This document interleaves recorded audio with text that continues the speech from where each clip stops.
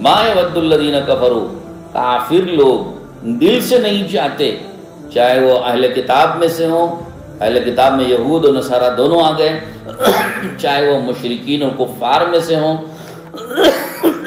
کوئی بھی یہ نہیں چاہتے کہ ان ینزل علیکم من خیر من ربکم، کہ تمہارے رب کی طرف سے تمہارے اوپر کوئی خیر اترے، یہ دل سے نہیں چاہتے۔ خود تو کوئی خیر و بھلائی نہیں پہنچائیں گے، ان سے کیا امید ہے خیر کی؟ یہود و نصارہ سے اور مشرکین و کفار سے کیا خیر کی امید رکھیں گے آپ؟ خود تو نہیں پہنچائیں گے، اور یہ بھی نہیں چاہتے دل سے کہ اللہ بھی کوئی خیر پہنچائے مسلمانوں کو۔ دیکھا آپ نے؟ اب اللہ کی طرف سے مسلمانوں پہ خیر کب اترے گی آپ بتاؤ؟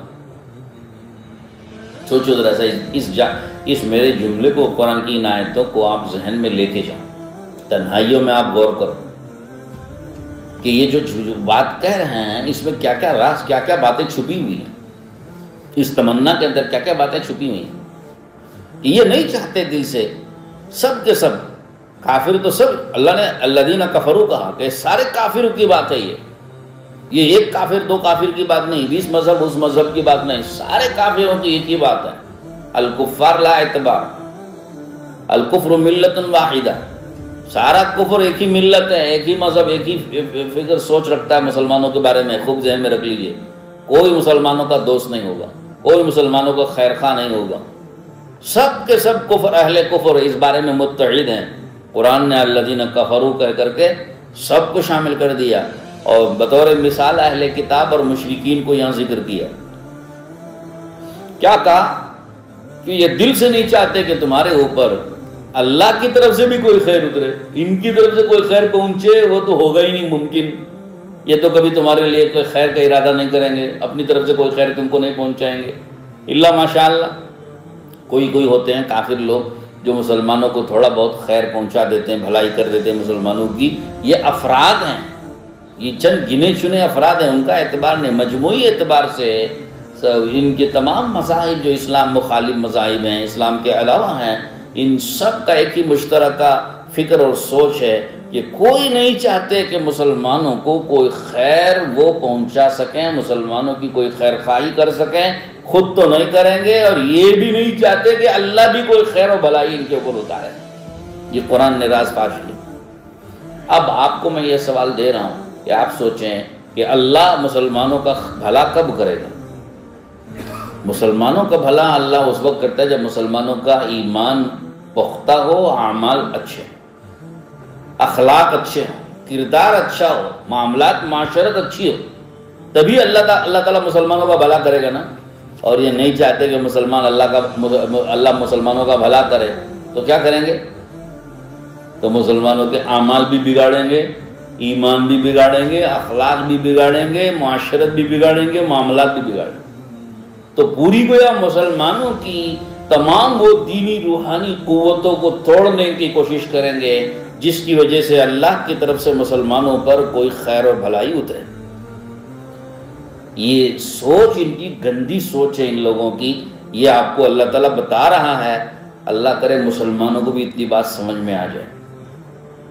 ہم نہیں سوچ رہے ہیں کہ ہمارے ایمان اور ہمارے اعمال، ہمارے اخلاق، ہماری معاشرت اور ہمارے معاملات، سب چیزوں کو بگاڑ کر، خراب کر کے، کیوں ان کو دلچسپی ہے خراب کرنے سے؟ کیوں بگاڑنا چاہتے ہیں؟ اس لیے بگاڑنا چاہتے ہیں کہ اگر سدھر گئے مسلمانوں کا ایمان، اعمال، اخلاق، معاملات، معاشرت اگر سدھر گئے، اچھے ہو گئے تو کیا ہوگا؟ کیا ہوگا؟ اللہ تعالیٰ کی طرف سے ان کے اوپر خیر و بھلائی اترے گی، مددیں بھی اتریں گی، نصرتیں بھی اتریں گی، برکتیں بھی ملیں گی، اور یہ نہیں چاہتے کہ اللہ کی طرف سے بھی ان کے اوپر کوئی خیر و بھلائی اترے۔ اس حد تک ان کی گندی سوچ ہے، اتنی گری ہوئی سوچ ان لوگوں کی ہے، اس حد تک مسلمانوں کے ساتھ عناد اور دشمنی اور بغض رکھتے ہیں، تو پھر ہم ان کو کیوں دوست بنا کر کے اپنے آپ کو برباد کر رہے ہیں؟ کیسے دوست بنا رہے ہیں؟ یعنی جو وہ ہمارے اعمال کو، ایمان کو، اخلاق کو، معاملات کو، معاشرت کو وہ جو لوگ بگاڑ رہے ہیں تو ہم بگاڑ لے رہے ہیں اس کو، ہم خراب کر رہے ہیں اس کو۔ جو کچھ بگاڑ وہ لا رہے ہیں ہم اس کو ایکسیپٹ کر رہے ہیں۔ تو وہ تو اپنے مشن میں وہ سکسیس ہیں، اپنے مشن میں وہ کامیاب ہو رہے ہیں، سکسیسفل ہیں، کامیاب ہے ان کا مشن، اور ہم ناکام ہیں، ہم اللہ کی طرف سے برکتوں سے خیر سے محروم ہو رہے ہیں۔ اب اندازہ کر لیجئے کہ مسلمانوں پر اللہ کی مدد کیوں نہیں اتر رہی، کیوں نہیں اللہ کی طرف سے، اللہ پاک کی بارگاہ میں مسلمانوں کی سنوائی نہیں ہو رہی، کیوں نہیں ہو رہی، کیوں دعائیں نہیں سنی جا رہی؟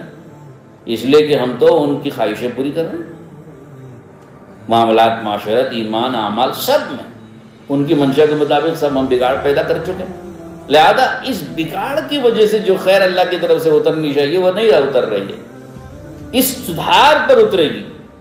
اب سدھارنے کی کوشش ہم نہیں ہونے دیتے کامیاب، ہم خود ہی روک ٹوک کرتے ہیں۔ تو یہ ہمارے سوچنے کی چیز ہے، لمحہ فکریہ ہے ہمارے لیے، فکر کی چیز ہے، سوچنے کی چیز ہے، تنہائیوں میں بھی، مجموع میں بھی، ہر جگہ سوچنے کی چیز ہے کہ ہم کیا کر رہے ہیں، کتنا نقصان ہم کر رہے ہیں۔